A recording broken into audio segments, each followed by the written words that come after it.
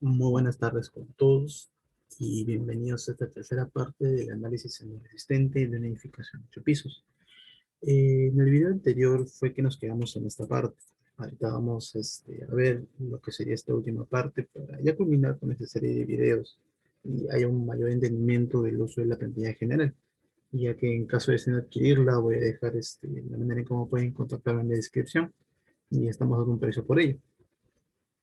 Bueno, ya sin más preámbulo, comencemos.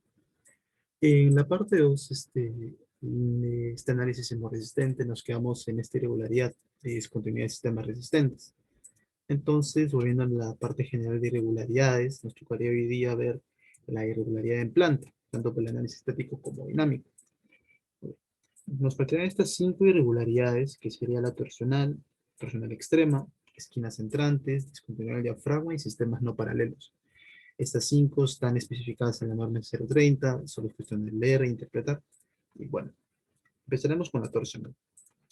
La irregularidad torsional, que vendría a ser un tema bastante perjudicial en el análisis sismoresistente, viene dado por este concepto en donde se tiene que verificar eh, por medio de los desplazamientos máximos y mínimos, ya sea en esta dirección de análisis o en la otra. Ahora, ¿cómo verificamos esto según la norma 030? Es muy simple. Primero que nada, recordemos que anteriormente, tanto para el análisis estático como dinámico, ya habíamos calculado la distorsión entre piso o deriva. Si vamos, vuelvo a análisis de irregularidades, voy al índice y voy a resultados del análisis estático, por ejemplo. Acá he colocado lo que son los desplazamientos máximos, promedios, centro de masa, absoluto, relativo, que lo calcula la plantilla, y me da una deriva que está. Esto es para el estático. Para el dinámico, de la misma manera. Como ya hemos colocado o hemos introducido los datos inicialmente, ya no hace falta calcularlo de nuevo. Acá tenemos la distorsión o deriva entre piso para el eje X y para el eje Y. Eso ya lo tenemos. Entonces, si vamos a la torsional, por ejemplo, estas columnas que están acá ya son ya se calculan automáticamente, no es necesario. Ahora, ¿qué me indica la norma? Primero, para aplicar este criterio de irregularidad torsional, hay que verificar si la deriva máxima es mayor al 50% de la permisible. Recordemos que para estructuras de concreto armado, la máxima deriva es 0.007. Aquí está. Para el análisis estático, no aplica este criterio porque se dan cuenta que la deriva es bastante baja. La mitad de 0.007 tendría que ser 0.0035 y todos son menores que ese valor. Esto es para que aplique. Acá está la división, obviamente. Si estos valores fueran mayores a 0.50, por ejemplo, le pongo 0.60, sí aplica el criterio. Pero en este caso no, porque, bueno, las derivas son bastante pequeñas en el análisis estático, tanto para X como para Y. Ahora, ¿qué pasaría si sí aplica el criterio? Como ya vimos hace ratito, cambiando un valor mayor a 0.5. Si aplica el criterio, habría que verificar si la deriva, acá está, el desplazamiento máximo, es mayor a 1.30 desplazamiento promedio. Esto viene a ser, entre la altura, vendría a ser la deriva, pero si eliminamos la altura, vendría a ser solamente el desplazamiento. Ahora, como ya lo mostré anteriormente, nosotros hemos colocado los desplazamientos máximos y promedios y el centro de masa inicialmente, tanto para el análisis estático como dinámico. Entonces esto lo va a jalar automáticamente. Tengo los máximos absolutos, los relativos, los máximos relativos, promedios absolutos y promedios relativos. Entonces solamente hago la división y me doy cuenta que para que haya irregularidad, este valor tiene que ser mayor a 1.30. Acá tengo máximos, promedios en X, en Y, y nos damos cuenta que todos son menores que 1.30. Si ponemos, por ejemplo, 1.40, ahí sí hay irregularidad y sí valdría ese valor. Ojo, acá hay que incorporarlo. Hay irregularidad, pero este valor me sale 1. ¿Por qué? Porque la programación es tal que como acá no aplica el criterio, por más que yo modifique algo acá, sí va a haber irregularidad, no va a haber irregularidad, porque no aplica el criterio según norma. Ahora, vamos a un caso, por ejemplo, le pongo 0.60 y acá le pongo 1.40. Ahí hay irregularidad, porque ya me aplica el criterio y ya hay irregularidad. Entonces, eso va a servir en una edificación que hagamos el análisis y obviamente según los resultados que me vote, sí aplica el criterio y si es mayor a 1.30, sí va a haber irregularidad. Bueno, eso sería todo para el análisis de realidad torsional. Recordemos que el máximo, el promedio, vendría a ser de las esquinas que en la edificación. En nuestro caso, solo tenemos 4 esquinas. El ETAPS automáticamente va a sacar el desplazamiento promedio de estas 4 esquinas y también el máximo según lo que tengamos. Eso automáticamente lo va a hacer el programa. Ahora, la torsional extrema, que es la que está abajo, básicamente es lo mismo de arriba. Verificar si aplica o no el criterio, pero para ver si existe una irregularidad tiene que ser mayor a 1,50. Si es mayor a 1,50 es un caso mucho más grave y por ende este valor sería igual a 0,5. No sería 0,75. Y eso es más perjudicial porque va a aumentar el cortante basal y las fuerzas sísmicas van a ser mucho mayores. Entonces, acá está junto lo que es la irregularidad torsional, se puede decir moderada, y acá la irregularidad torsional extrema. Ahora, respecto al análisis dinámico, los desplazamientos son mayores, se puede observar, y por ende se aplica el criterio. Sin embargo, al verificar si existe o no, nos damos cuenta que los valores son mucho menores a 1,30, y por ende no hay irregularidad, no tenemos ese problema, según los resultados para esta edificación.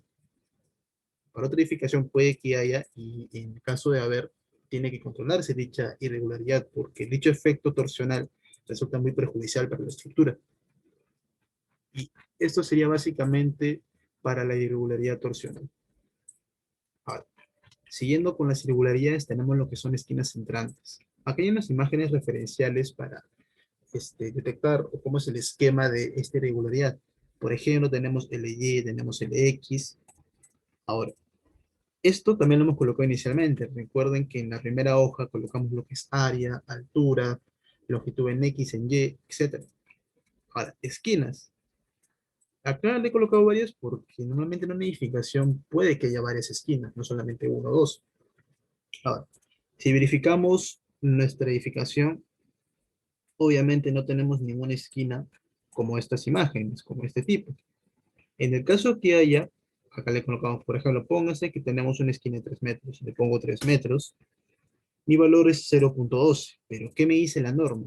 La norma me dice que si este valor de A, o sea, este valor de la esquina, es mayor al 20% de la longitud de su eje, en el eje en que se encuentra, o sea, el X, sí existe irregularidad, sí hay, pero en caso no haya, o en caso sea menor, no hay irregularidad, en este caso. Pongamos una esquina mucho más grave, pongamos de 5 metros. 0,20 es un valor exacto. Vamos a hacer 5,10. Hay irregularidad y por ende este valor se reduce y aumenta el cortante. Pero como se mencionó, como ya les mostré en la planta, a simple vista se detecta que no hay irregularidad. No tenemos ese problema. Lo mismo ocurre en dirección X y en dirección Y. En Y es lo mismo, verificar este valor de B y este valor de Y. Acá está la explicación en caso de ver cómo no hay irregularidad. Y colocar la esquina o la medida de la esquina correspondiente. Esta es una regla bastante sencilla. Ahora, la discontinuidad del diafragma. Para verificar lo que es la discontinuidad del diafragma, existen dos modos de hacerlo y ambos modos vamos a verlo. Obviamente, no es que si aplico el uno y aplico el otro o aplico uno de los dos, no. Los dos tienen que cumplir para que no haya irregularidad.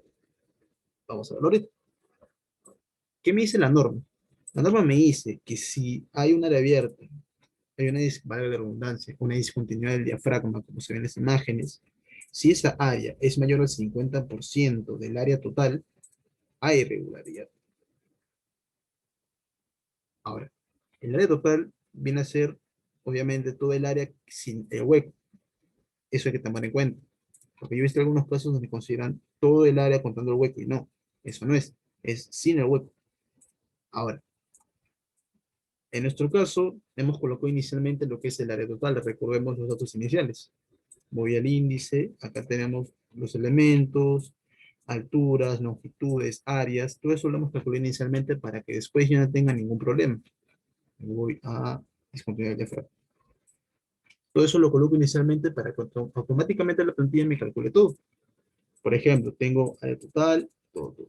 Acá le dejo vacío porque, ¿cómo se llama? Normalmente algunas áreas no siempre son rectangulares o hay varios huecos y no hay que sumarlos. En el caso de que quieran hacerlo, en el caso de que solo tengan un hueco, como es mi caso, bueno, ahí le pondré entonces 4 5 y solo será cuestión de multiplicar.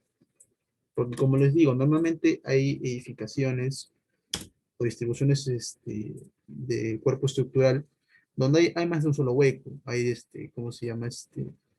Los ductos de ventilación, todo ese tipo de cosas. Entonces, la suma de todo eso es mejor hacerlo aparte y acá colocarlo de frente. En vez de ponerlo, se le pongo 20 y acá lo dejo vacío y me evito algún problema. Ahora, en mí todos los niveles tienen un hueco de 20 y me da totales de 480. Ahora, ¿qué me dice la norma? Ya les expliqué. Si el área hueca es mayor al 50% del área total, hay irregularidad. Pero 20 no representa bastante diferencia que digamos, solamente un 4%, no un 50%. Si fuera, por ejemplo, 250, 52% y hay irregularidad. Acá está el valor, 0,85. Pero vamos a ponerlo inicialmente como es. 4% no hay irregularidad hasta el momento. Ahora, ¿cuál es la segunda verificación? Bueno, acá está la imagen que trata de explicar cómo es este segundo criterio para el área o para la discontinuidad del diafragma. Tenemos una planta estructural, como se ve en la imagen. Tengo que hacer un corte, corte 1, corte 2, como se puede ver. Y yo tengo que analizar esta área de corte. Esta área de corte yo tengo que analizarla. Básicamente, este criterio es para verificar el espesor de las losas que hemos considerado en el análisis. Porque, por ejemplo, yo puedo tener losa aligerada y le coloco una losa maciza. En fin, ahí vamos a verlo con mayor claridad. Pero también es bueno explicarlo. Bien, a ver, le voy a tomar un pantallazo a esto para explicarlo mejor. Esto, a ver, un momento, mejor esto. Esto es para diseño de escaleras.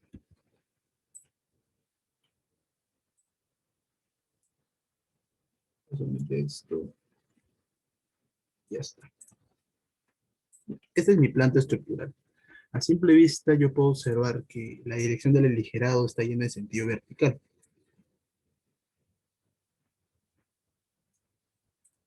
O sea, yo si hago un corte voy a tener más o menos, ahí está, esta imagen más o menos yo voy a tenerla acá.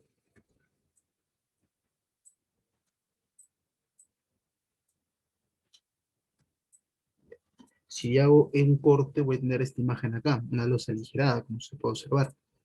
De espesor todo, a ver, déjame ver qué espesor es. Losa aligerada de 20 centímetros. Que tengo una losa, ahí está. Tengo una losa de 20 centímetros, en ese sentido. En otro sentido no, porque ¿cómo le explico? La dirección del aligerado de las viguetas no está en el eje X, en el eje Y, entonces no me convendría analizar el eje X, más que nada el eje Y. Ahora, ¿cómo hacemos esto? Por ejemplo, vamos a la dirección X. ¿Dónde está la dirección del aligerado? En Y, no en X. Entonces Y lo dejo vacío. Acá no modifico nada, le pongo 0, 0, no modifico nada, lo dejo todo vacío. Aquí yo también le pongo 0, 0. Ujú. Abajo lo dejo con un metro, le pongo 0. Ya. Ujú. Acá lo dejo todo vacío. Casi irregularidad. ¿Por qué irregularidad? Tengo que dejarlo acá vacío, me olvidé. Ahora, si no hay irregularidad, acá también. Ya está, le pongo 0. Ujú. Lo dejo vacío todo, porque X no voy a analizar. Voy a analizar el eje Y. Bien. Dejamos acá todo vacío. La longitud acá también, bueno, acá también lo dejamos vacío porque no importa técnicamente. Ya está todo 0, 0 para que no haya ningún problema. X está vacío. Ahora, en X obviamente hay uno porque me está cumpliendo esto, se me cumple. Entonces no hay irregularidad en el eje X. Ahora, en el eje Y vamos a verlo ahorita. Inicialmente vamos a dejar todo vacío. Inicialmente.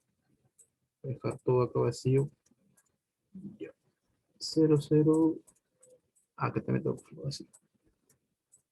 Ahora, tengo que buscar yo primero ¿cuál va a ser mi corte más resistente? Obviamente el que tenga mayor longitud, que sería este, porque si yo hago un corte acá, por ejemplo, voy a tener la misma longitud, voy a tener unos 25 metros. Si yo hago un corte acá, voy a tener unos 25 metros igual. Ahora, si yo hago un corte acá al medio, voy a tener menos longitud, y ese es donde yo tengo que verificar la irregularidad. Entonces voy a tomar mis 25 metros, voy a ponerle acá en primero qué tipo de losa es. Eso lo he considerado losa ligera y losa maciza. Losa ligera de 25 metros. Espesor le pongo 0.20. Y acá me está calculando automáticamente el área que yo tengo, 2.19 metros cuadrados, para una losa ligera en 25 metros y de 20 centímetros. ¿Entiendes? Ahora, ¿por qué le coloco tramo uno y tramo 2? Porque existen casos en donde cuando yo hago un corte, voy a tener, por ejemplo, ¿dónde está? A ver, ahí está. Voy a tener estos dos paños de losa aligerada. Aligerada, a ver, ¿cuál es el tamaño? Déjame ver. Tengo, por ejemplo, acá dos paños de losa aligerada. Y el paño de acá, losa maciza. Está,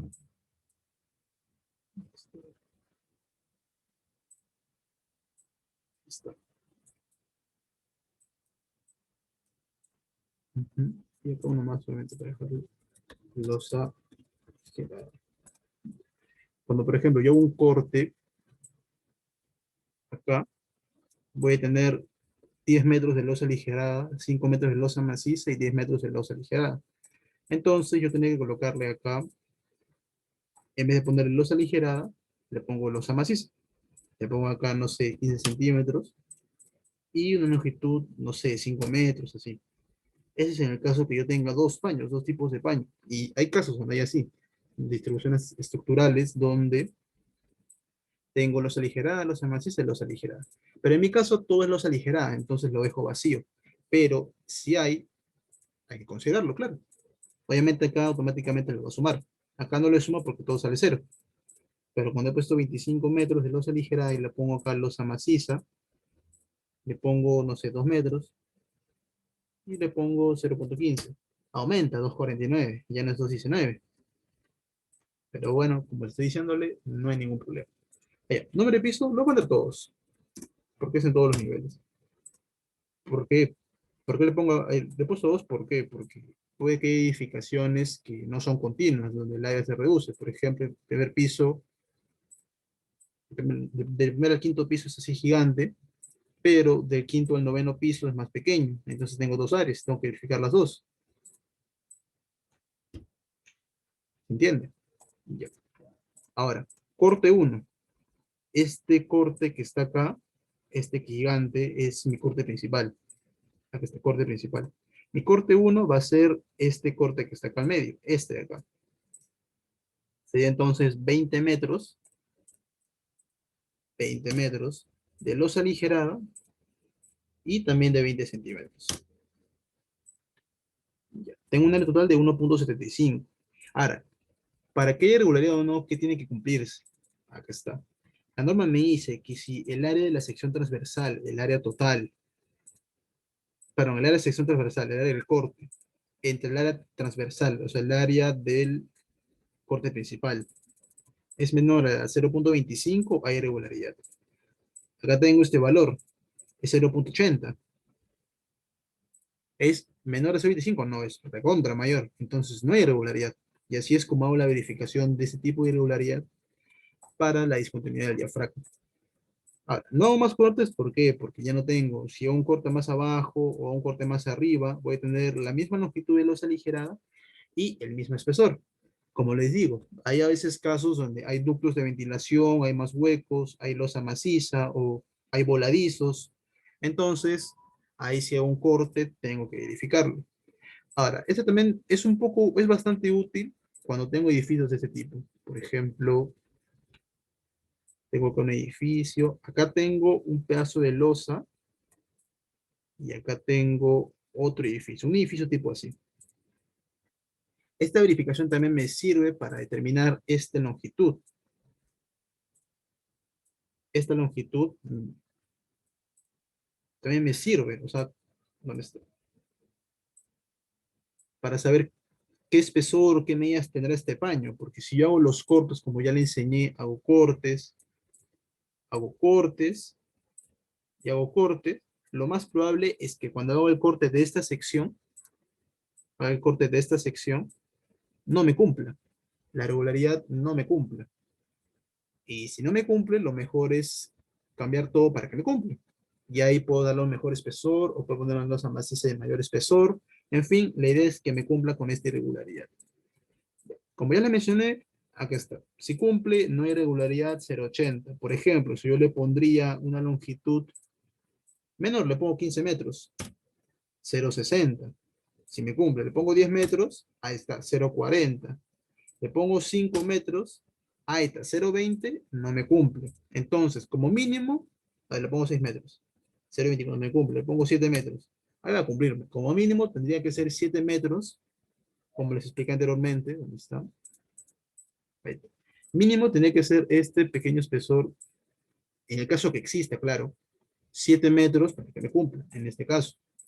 Pero como ya me he hecho 20 metros, ahí está, 0,80, no hay irregularidad. Bien. Esa es la segunda forma para hallar esta discontinuidad del diafragma. Ahora, por último, los sistemas no paralelos. Bueno, esto es bastante sencillo, solo es cuestión de verificar el ángulo, porque hay edificaciones que no son rectangulares o no son simétricas y tienen este tipo de acabados, este tipo de distribución. Entonces, ¿qué me dice la norma?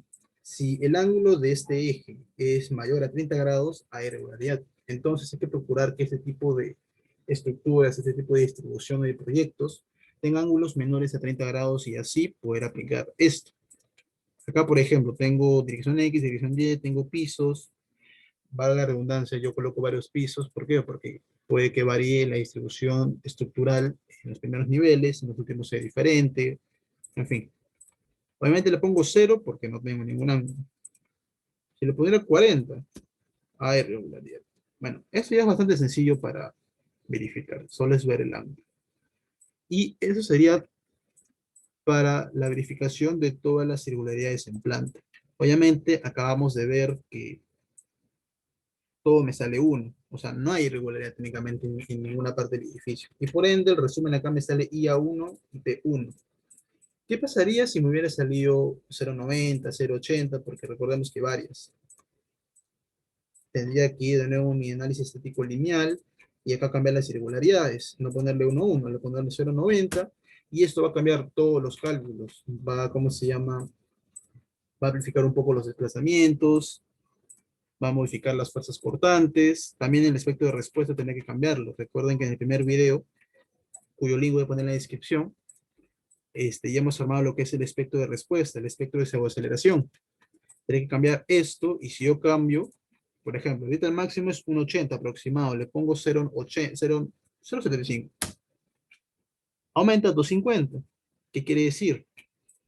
Tenemos una mayor aceleración espectral y por ende la fuerza cortante según el análisis dinámico, según el análisis modal, que ya es un cálculo un poco más complejo. Van a haber mayores fuerzas, mayores cortantes y por ende el diseño requerirá mayor cantidad de acero. Bueno, en el caso que se cambie, ya se explicó en el primer video cómo se pasa esto a un bloc de notas, cómo introducir el tabs, etc. Ahora, ya para finalizar, ya acabamos con el análisis de regularidades, solamente quedaría la separación entre edificios, que también es sencillo. Por ejemplo, a ver, ¿qué me dice la norma? Primero, cuando yo un edificio construir, siempre tengo que dejar cierta junta sísmica, pero cierto espacio, cierta junta para evitar que haya golpe durante un sismo, porque lo que genera el sismo va a hacer que la edificación se tambalee, como se puede ver. Se generan desplazamientos y lo que yo quiero es que haya un efecto del golpeteo, que cuando este edificio esté moviéndose, esté en movimiento, golpea la edificación que yo voy a construir. Y eso tengo que verificar. Ahora, ¿qué me dice la norma? La norma me dice que tiene que haber 3 metros de separación y obviamente elegir el máximo de los 3. Uno me dice que tiene que ser 2/3 del desplazamiento máximo. Obviamente el desplazamiento máximo en el último nivel. 2 tiene que ser 0.006 de la altura total de entrepiso. Y el último, 0.03 metros. Obviamente, como ya he colocado yo lo que es el desplazamiento máximo, eso ya lo hemos colocado inicialmente. Ya no vale la pena repetirlo porque ya le expliqué para el análisis de realidad torsional. Los desplazamientos del centro de masa, promedios, máximos, lo hemos colocado inicialmente. Entonces, me va a calcular automáticamente para cada uno de los niveles. El 2 también. Yo tengo mi altura, mis alturas que ya las coloqué inicialmente. Y obviamente 0.030 metros, que realmente no depende de nada, es más una sugerencia de la norma. De esos tres valores, yo tengo que elegir cuál es el mayor. En este caso, para mi edificación de 8 pisos, el mayor es el 0.006 de H1, que equivaldría a 0.14 metros, o 140 centímetros, perdón, 14 centímetros. Entonces, este sería el espaciamiento o la separación entre edificios que voy a utilizar. Está gráficamente explicado cada uno de estos procesos. Aquí está separación 1, separación 2, separación 3. Y obviamente a simple vista o al ojo, se puede ver que la separación 2 es la que resalta entre todas, es la que resulta mayor, 0.14 metros. Igual en Y, 0.14 metros. Ahora, si voy al análisis dinámico, también el mayor resulta en 0.14 metros. En fin, tengo que ver, obviamente, se diferencia el análisis estético del dinámico. ¿Por qué? Porque el desplazamiento en ambos resulta ser diferente. Por eso es que verifico los dos. Y entre los dos convendría analizar cuál tiene un mayor valor de separación, un mayor valor de S. Ese valor es el que constructivamente voy a utilizar para separar mi edificio. Y bien, creo que eso sería todo por esta ocasión. Ya hemos cubierto todos estos aspectos en los 3 videos que estamos lanzando, desde la carga de servicios hasta la separación de edificios.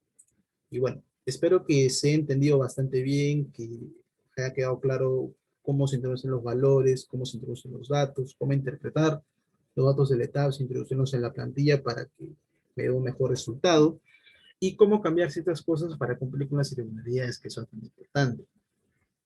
Eso sería todo por esta ocasión. El link de la parte 1 y parte 2 del análisis sísmico lo voy a dejar en la descripción. También la página de Facebook para que nos puedan seguir, y no olviden suscribirse a este canal para mayor contenido estructural. En caso de escena que hay una plantilla que, bueno, como se puede observar, es una plantilla bastante completa y bien enlazada, bien programada para que sea más eficiente y más rápido el cálculo y el análisis sismo resistente. La manera en cómo pueden adquirirla voy a dejarla en la descripción para que se puedan contactar conmigo en caso de la deseen, y decir los precios correspondientes según la cantidad de niveles. Y bueno, creo que eso sería todo por esta ocasión y espero que tengan un buen día. Muy buenas tardes con todos.